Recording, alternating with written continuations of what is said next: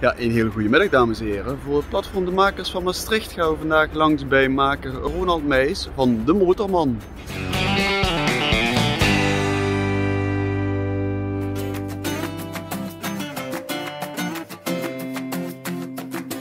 Hoe zijn jullie een paar jaar geleden op het idee gekomen? Uit onvrede met het bestaande aanbod eigenlijk wat je op de weg tegenkomt.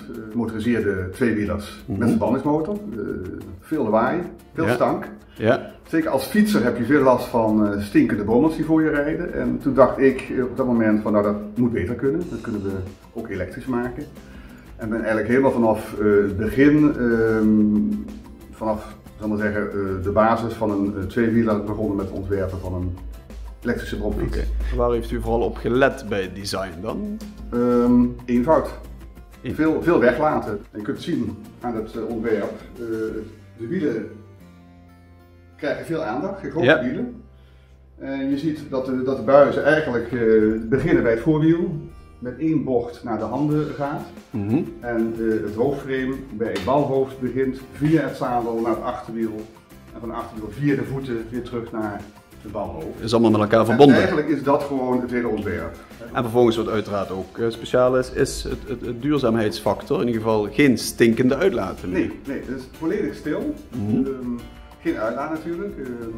En als je dit oplaadt, bij wijze van spreken in je garage en je hebt op de garage zonnepanelen liggen, dan is je voertuig volledig groen. Hè? Dus 100% duurzaam. We zijn ook toegetreden tot het platform Makers van Maastricht. Wat voor toegevoegde waarde heeft zo'n platform volgens u? Nou, wat heel mooi is bij Maastricht Makers van Maastricht, is natuurlijk dat je kunt zien van, oh, ook in mijn stad, heel dichtbij, worden gewoon dingen bedacht, uitgeprobeerd en ook werkelijk gemaakt. Hè? Dus je denkt altijd maar dat tegenwoordig alles uit hele grote fabrieken komt in massaproductie. Het meeste uit China.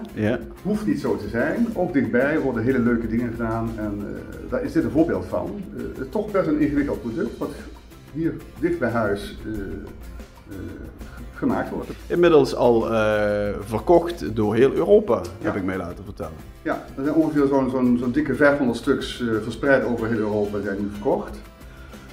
Dat is nog niet veel. Het is echt nog wel belangrijk dat we gaan opschalen, dus dat stadium moet wel nog komen. Maar het is een goede test, om langzaam te beginnen, een goede test. Voldoet het product? Doet hij wat hij belooft te doen?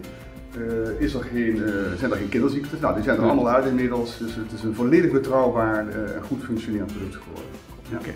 Veel succes! Dank u wel!